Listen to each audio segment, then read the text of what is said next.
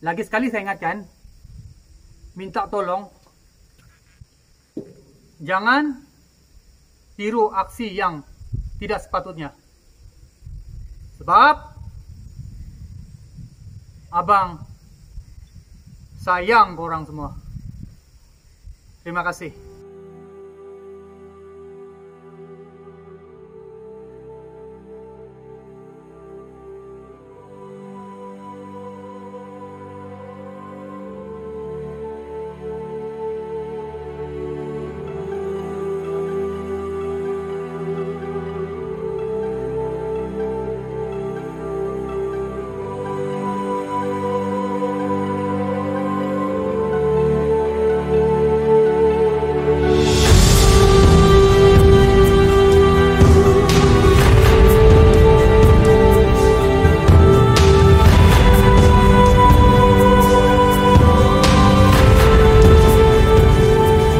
Laluan lama Bukit Pressure juga dikenali sebagai Road 55. Laluan sunyi sepi ini menyimpan berbagai cerita kisah dan misteri.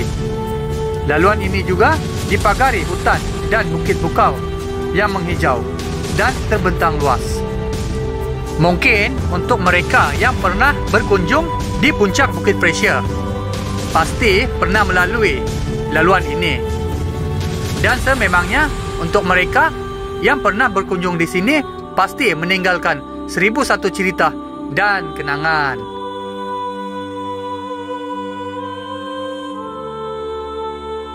Banjaran Titiwangsa bertindak sebagai tulang belakang Semenanjung Malaysia. Ia mengunjur dari selatan negara Thailand sehingga ke Tampin, Negeri Sembilan di dalam negara Malaysia. Namun mengikut keadaan geografinya, Gunung Ledang yang terletak di daerah Tangkak di dalam negeri Johor juga termasuk di dalam jajahan Banjaran Titiwangsa. Mengikut daripada beberapa kajian juga, ketinggian Banjaran Titiwangsa mencecah sehingga 2187 meter, manakala panjang 480 km diikuti dengan kelebarannya sehingga 120 km. Mengikut apa yang direkodkan, Banjaran Titiwangsa adalah banjaran yang terpanjang di Malaysia.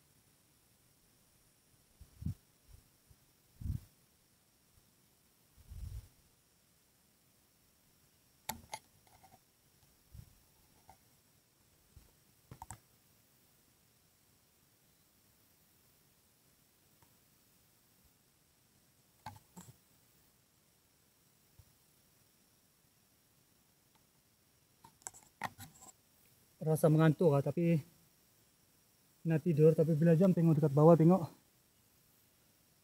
terus seram tu datang dengan tiba-tiba macam biasa jangan tiru aksi ini. Sebenarnya ada lagi beberapa footage yang agak ekstrim, bukan setakat ekstrim, tapi saya boleh katakan sebagai super ekstrim yang saya buat, tapi saya tak boleh kongsi yang footage itu sebab agak bahaya lah. Biarlah menjadi koleksi simpanan pribadi. Minta tolong siapa-siapa yang tengok video saya ini, tolonglah jangan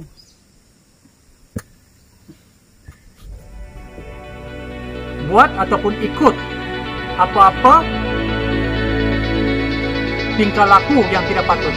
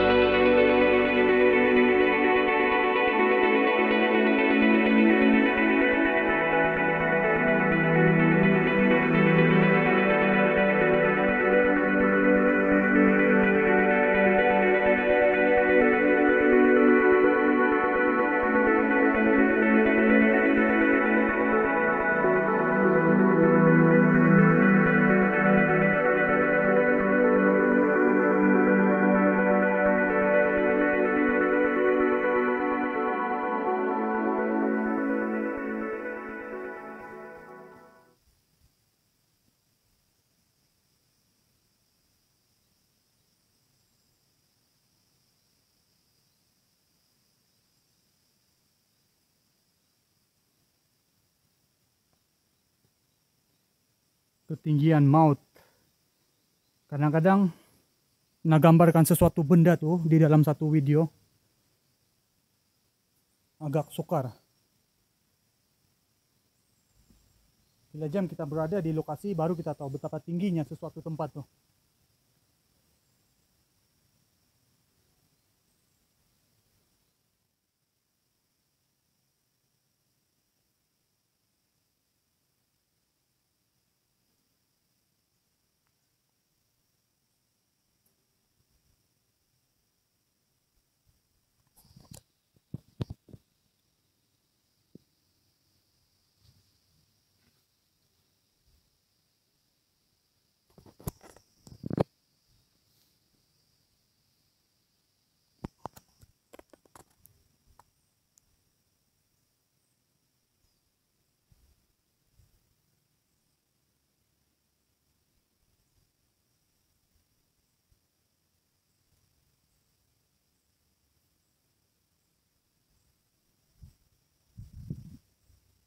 Tadi saya datang daripada sana, terus ikut lalu tepi ini, lalu Semak Samun itulah.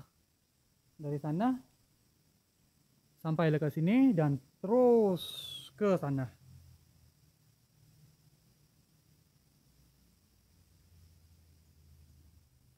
Ini semua banjaran Titiwangsa. Dan tempat ini terletak di atas banjaran Titiwangsa. Untuk orang yang nak tengok banjaran Titiwangsa ini macam mana sebenarnya, salah satu dia, yang paling mudah tuh kalau korang, contohnya dekat atas highway lah. Plus, projek Lebuh Raya Utara Selatan, andai kata korang dah sampai persimpangan area mana? Tanjung Malim ke Lembah Beringin, menghala ke utara, korang boleh tengok bukit yang sejauh mata memandang dari highway itu, itulah banjaran Titiwangsa sebenarnya. Dia maklum juga yang banjaran Titiwangsa ni dia bertindak sebagai tulang belakang di semenanjung Malaysia ni. Dia memisahkan lah di mana negeri-negeri pantai barat dengan pantai timur lah di semenanjung Malaysia ni.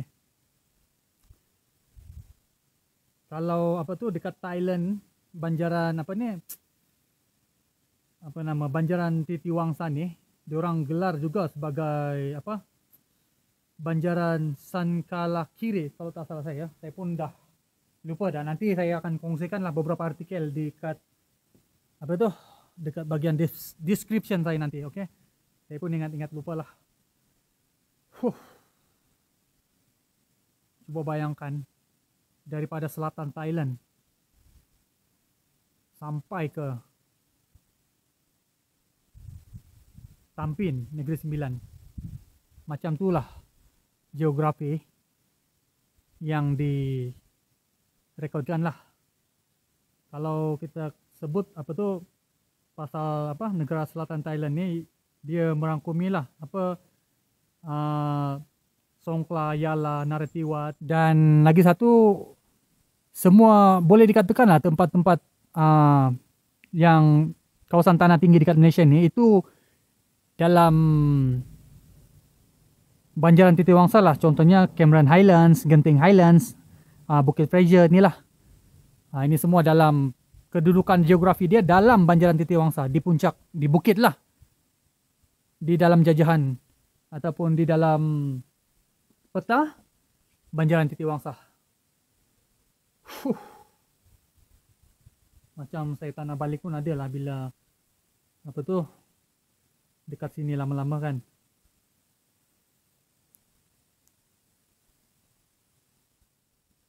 Di bahagian jembatan ni memang tak ada penempatan dekat sini. Memang tak ada penempatan. Yang ada paling hampir tu di Bukit Fraser sana lah. Tempat orang selalu pergi bergambar dekat jam clock tower tu dan sebagainya. Bahagian sini dan di sepanjang jalan ni memang tak ada apa-apa penempatan. Kecuali di Kuala Kubu baru sana dan di Pekan Taranum, Raub Pahang. Kalau dekat Borneo tu kita ada banjaran Croker. Saya pernah pergi sana. Suatu ketika dahulu. Dan kita ada banjaran Terus Madi. Tapi untuk cerita saya dekat banjaran Croker tu, nantilah saya akan kongsikan. Dekat sana pun ada cerita juga. Ada cerita. Saya akan kongsikan di hari yang sesuai. Kemungkinan bila jam saya balik dekat sana, saya akan review balik tempat-tempat yang saya pernah pergi suatu ketika dahulu. Ada beberapa tempat lah saya pergi sebelum ni.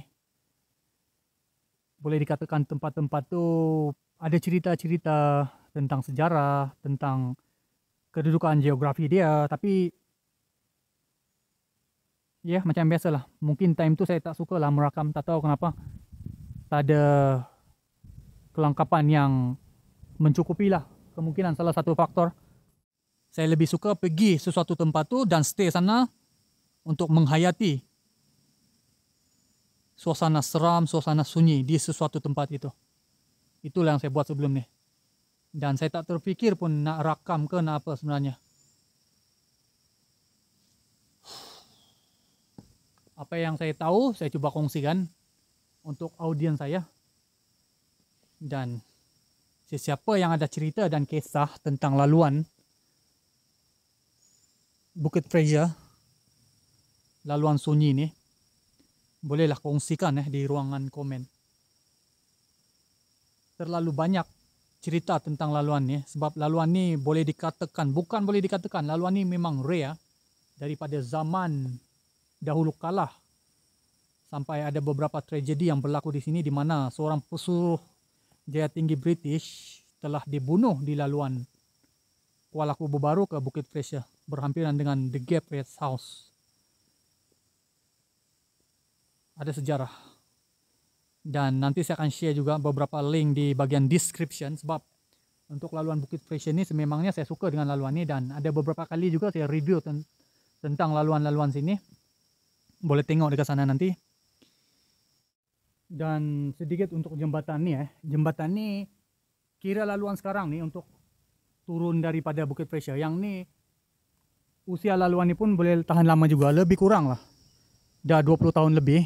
Sebelum ni yang tempat kita naik tu, yang one way untuk naik tu, mula-mula dulu laluan itulah yang pertama untuk naik dan turun ke Bukit Fraser sebelum laluan dan jembatan ni dibina. Dan sekarang laluan ni hanya digunakan untuk turun saja daripada Bukit Fraser. Ada juga lah saya jumpa beberapa orang lama yang terlibat dalam pembinaan jembatan ni. Seorang uncle saya jumpa di Pekan Kuala Kubu. Dia salah seorang yang terlibatlah dalam pembinaan jembatan ni. Adalah beberapa cerita juga tentang tempat ni, tapi yang cerita-cerita mistik dan misteri itu malam nanti. Dan saya akan tekankan juga beberapa kisah-kisah yang saya akan kongsikan tu berkaitan jembatan ni lah. Sebab ada beberapa individu yang menceritakan mereka melalui jembatan ini di malam hari. Dan di lewat malam adalah beberapa hal spiritual, hal-hal mistik dan spiritual yang terjadi. Entah betul ataupun tidak kisah mereka tu masih menjadi tanda tanya. So malam ni macam biasa, kita akan review jembatan ni di bagian atas dan di bagian bawah ni. Kadang-kadang kan bila jam dah naik tempat tinggi macam ni, risau juga kadang-kadang.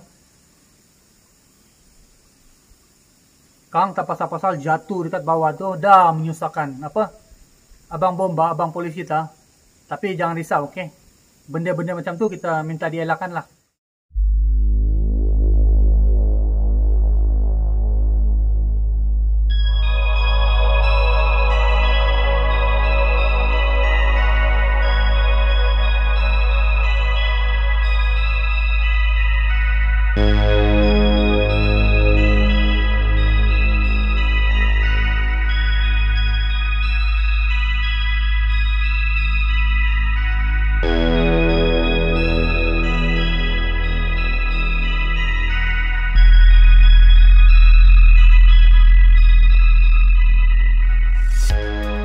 Bermain dengan ketinggian sememangnya meletakkan diri di dalam bahaya. Akan tetapi sifat ingin mencabar diri yang terlalu tinggi pasti menundukkan segala rasa gentar dan gerun itu. Yang pasti bila berada di ketinggian yang terbuka jangan sesekali kita hilang fokus dan kurang yakin. Jika tidak, padah menanti.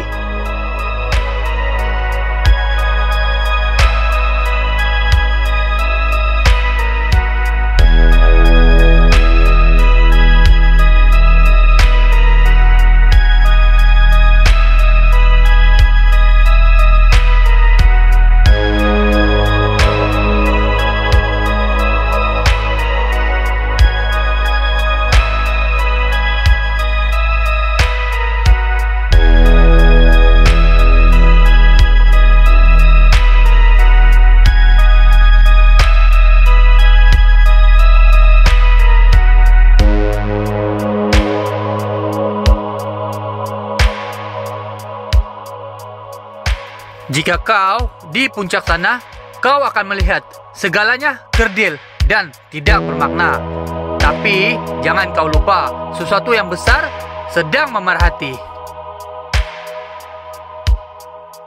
Ada kalanya pengalaman itu bukanlah diukur sejauh mana kita berjalan. Akan tetapi, apakah cabaran dan tekanan yang dialami di dalam kehidupan? Dan sudah pastinya segala detik dan peristiwa yang dialami itu akan mengajar kita sesuatu yang baru, dan itulah yang disebut sebagai pengalaman.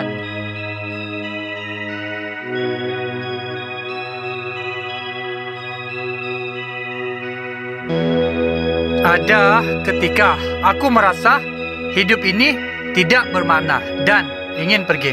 Namun, siapalah kita untuk menentukan segala-galanya?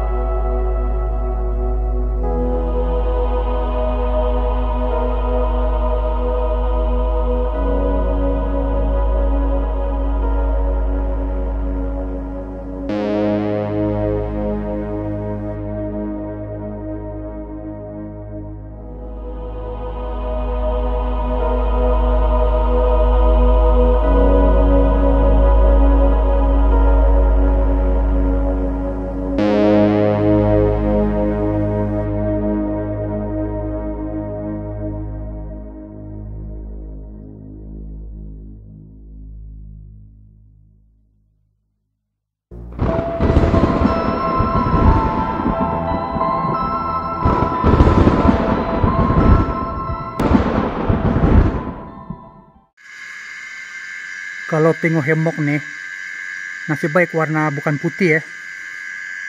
Kalau warna putih, saya ingat saya dah lari dari sini. Seakan mayat yang digantung ataupun seakan pocong yang digantung di situ.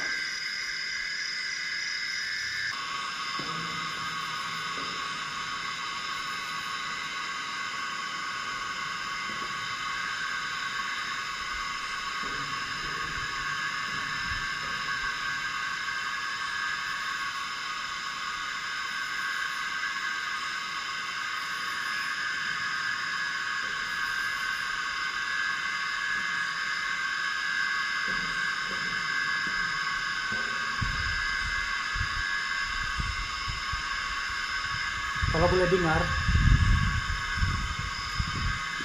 bunyi cengkerik, bunyi wir-wir saja yang kedengaran ya. Bunyi lain tak ada. Tapi yang pastinya binatang buas sentiasa menghendap sebab tempat ini sudah maklum hutan kiri kanan, hutan tebal.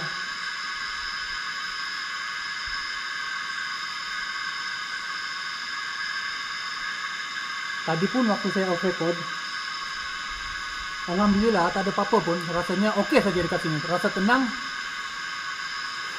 Dan suasana hutan itu kita boleh rasalah dengan keadaan yang sejuk dekat Bukit Fraser ini.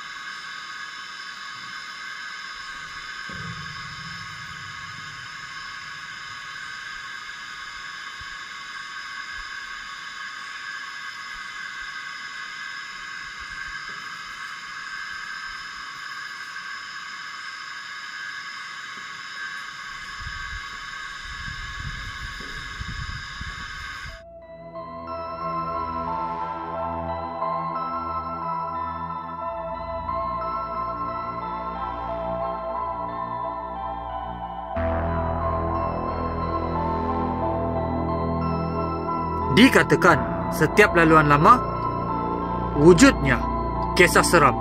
Benarkah jelmaan-jelmaan itu wujud atau sekadar rekayasa di kala sunyi? Syaitan memang telah lama wujud dan ada di sekeliling kita. Mungkinkah syaitan ataupun yang digelar sebagai hantu itu adalah diri kita sendiri? Walau bagaimanapun, kisah seram sering kali diceritakan oleh mereka yang pernah mengalaminya sendiri. Cerita-cerita seram ini diturunkan daripada generasi ke generasi. Percaya ataupun tidak, terserah pada individu itu sendiri. Tidak dinafikan yang dikatakan hantu yang kelihatan di media sosial terlalu banyak tokoh tambah dan rekayasa semata-mata. Sepanjang pengembaraan mistik yang saya lakukan, sejujurnya secara zahirnya belum pernah lagi melihat kewujudannya. Namun perasaan seram itu ada masanya datang dengan tiba-tiba.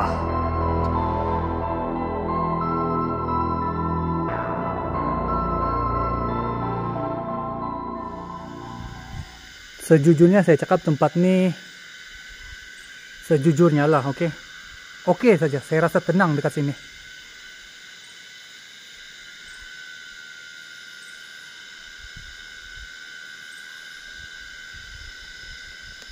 Dan untuk cerita-cerita mistik tuh biasalah.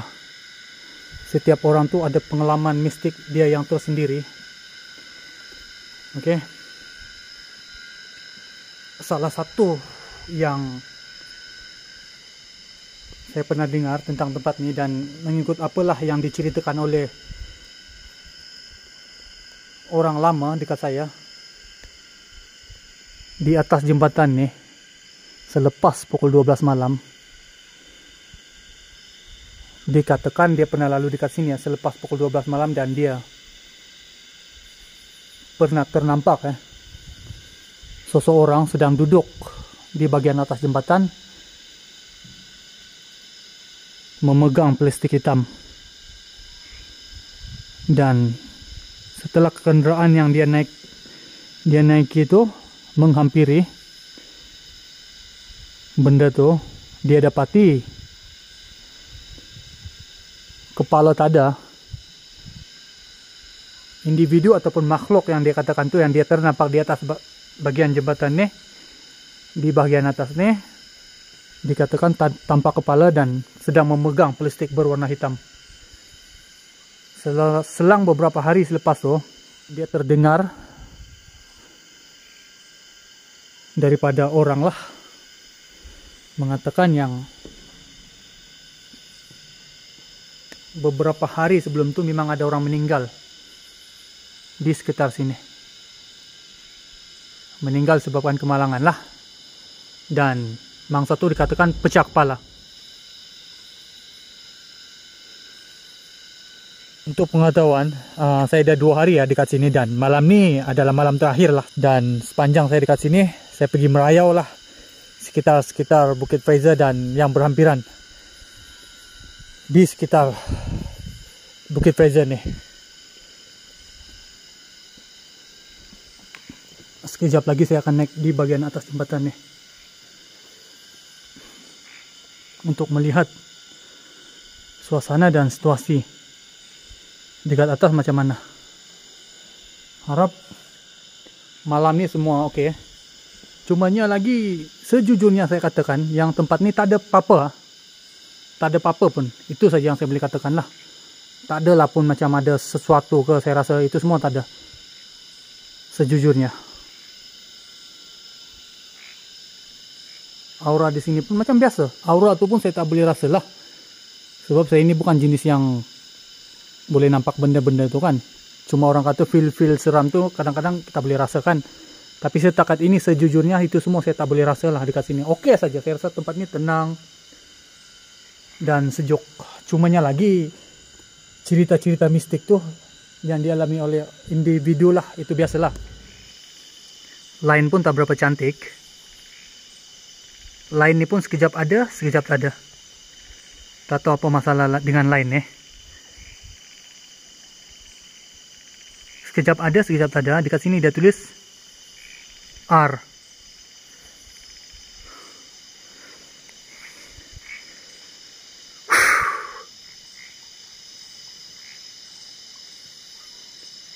Hanya kedengaran bunyi-bunyi hutan. Bila Jan tengok hemok ni bergerak sebab angin tiup, tiba-tiba rasa macam apa tuh? Bungkusan mayat. Tapi itu biasalah perasaan seorang manusia yang kerdil. Sememangnya akan ada perasaan takut. Normal. Itu normal, oke?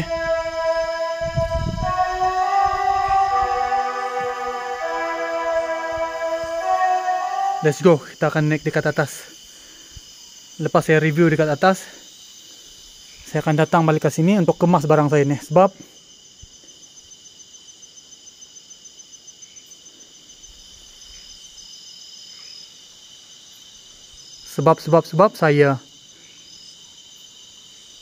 saya takut.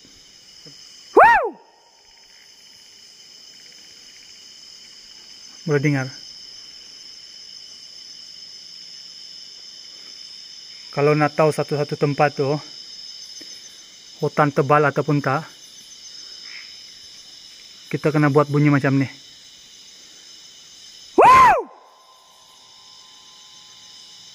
Dengar. Kalau ada menghasilkan gelombang, bermakna Anda sedang dikelilingi hutan yang tebal. Lagi sekali, oke?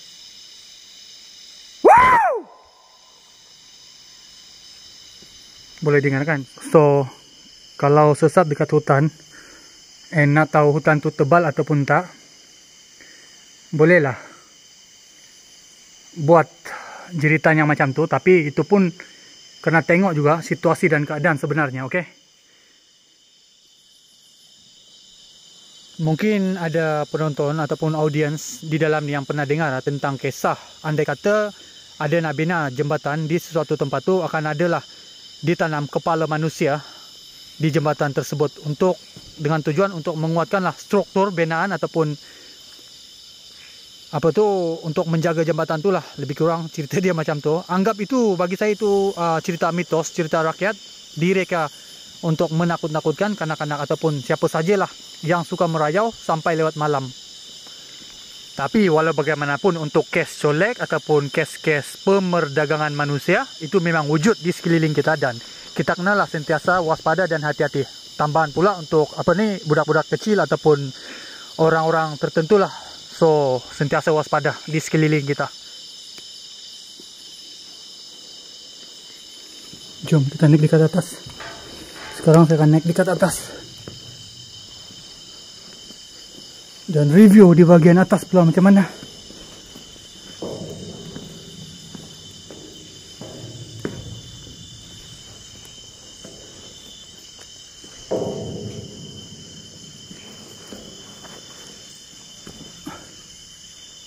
Cantik lah daun ni.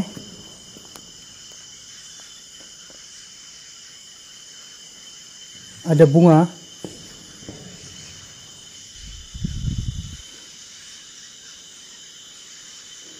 Seakan ada bunyi sesuatu ah.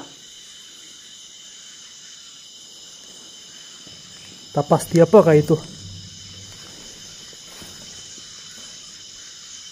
Kadang-kadang risau. Ular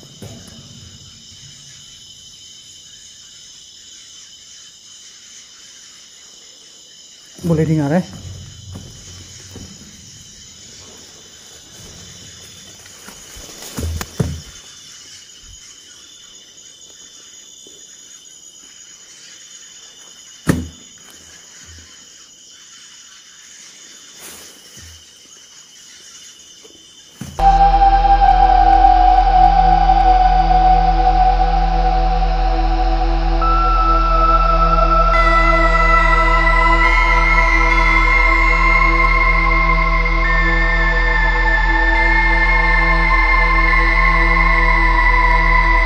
Terkejut saya dengan kelawar tuh Kelawar ke burung apa? Saya tak pasti. Ini burung nih, nampak nih. Ups. Sekarang saya berada di bagian atas jembatan Di sini ada pokok. Tapi ini untuk yang tahu laluan nih, tahulah. Sememangnya laluan ini memang sunyi. Dekat sana tuh jalan raya tuh, dan jembatan tuh dekat sana. Mungkin ada yang tertanya-tanya di mana saya parking kenderaan saya. Saya parking jauh daripada sini, lebih kurang 5 ke 6 km, dan saya terpaksa berjalan kaki lah. Saya tak boleh sampai orang tahu saya ada di sini. Ada alasan-alasan saya yang tersendiri lah.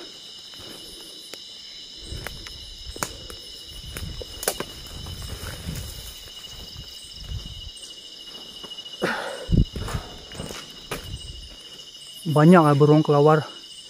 Tapi ini bukan kelawar, ini burung.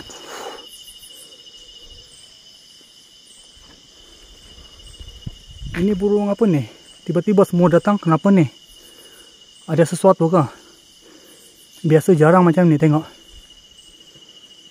Tapi tak apa. Kita buat kerja kita macam biasa. Okey.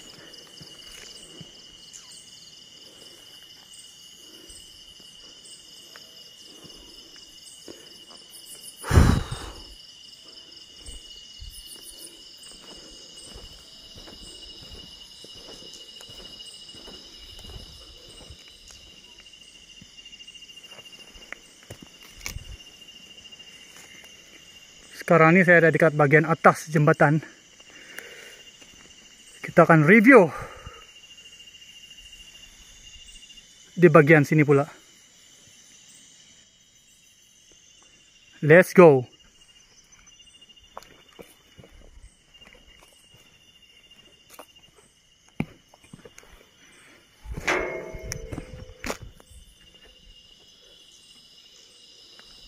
Mengikut daripada cerita tu, makhluk tuh ada dekat atas ini ya. Duduk dekat tepi ini sambil memegang plastik hitam. Begitulah yang diceritakan oleh salah seorang mangsa. Dan orang yang ceritakan benda itu dekat saya terpaksa rahsiakanlah identiti dia. Tapi saya namakanlah dia sebagai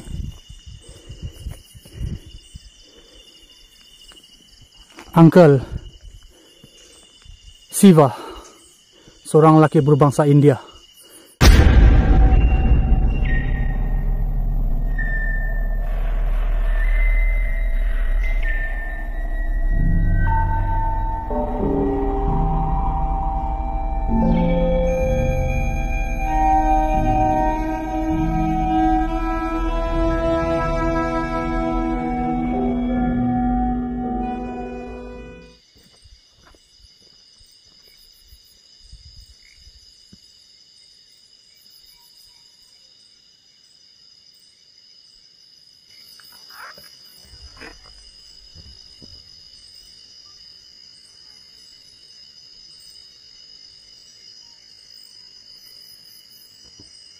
Dorang kata dekat jembatan ni adanya beberapa penampakan lah.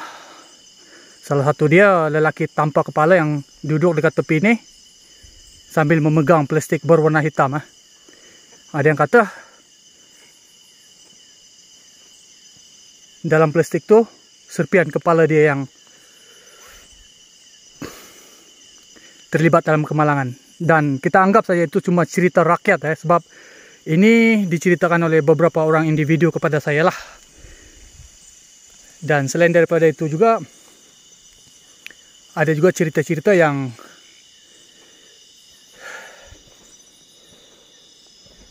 mengatakan adanya kakak cantik di sini bertengkek di atas jembatan ni selepas pukul 12 malam. Dan cerita ini diceritakan oleh salah seorang yang saya kenal juga. Dan dia pernah bertugas di Bukit Fresia. Dan itu pengalaman dia. So, kita tak tahu. Sesungguhnya yang tahu tu orang yang mengalami saja. So, kita nak menafikan benda-benda macam tu pun tak boleh juga. Sebab bukan kita yang alami. Tapi kalau tanya dekat saya, sejujurnya saya kata tempat ni tenang saja, tak ada apa-apa. Dan boleh lalu macam biasa. Tak kira lah pukul 1 pagi ke, 4 pagi ke, malam ke, siang ke. Bagi saya okey saja, tak ada masalah pun saya pernah lalu. Dekat sini ada burung mati lah. Kesian lah burung ni. Burung ni kok tadi yang boleh tengok dalam video tu tadi kan. Ini burung layang-layang apa ni. Kesian dia. Dekat sini ada ular Ular ni kecil saja. Tak tahu ini spesies apa, tapi yang pastinya ini sebenarnya ini spesies berbisa.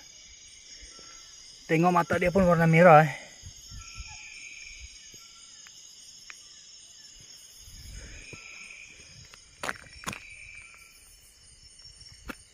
Kalau saya sentuh mesti dia bergerak, tengok tengok. Tengok.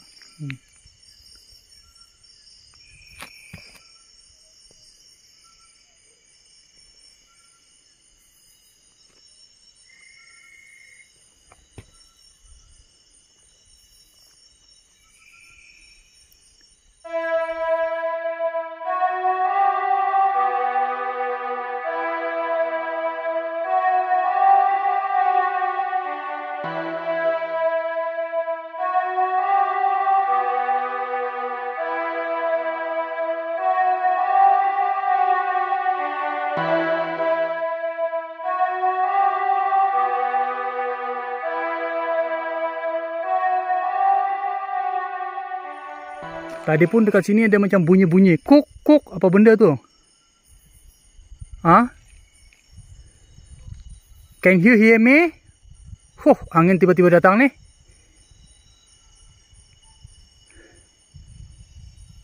Angin tiba-tiba datang.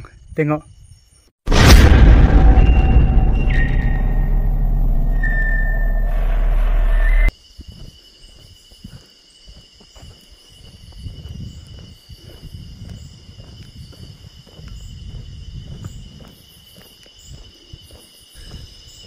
Rasanya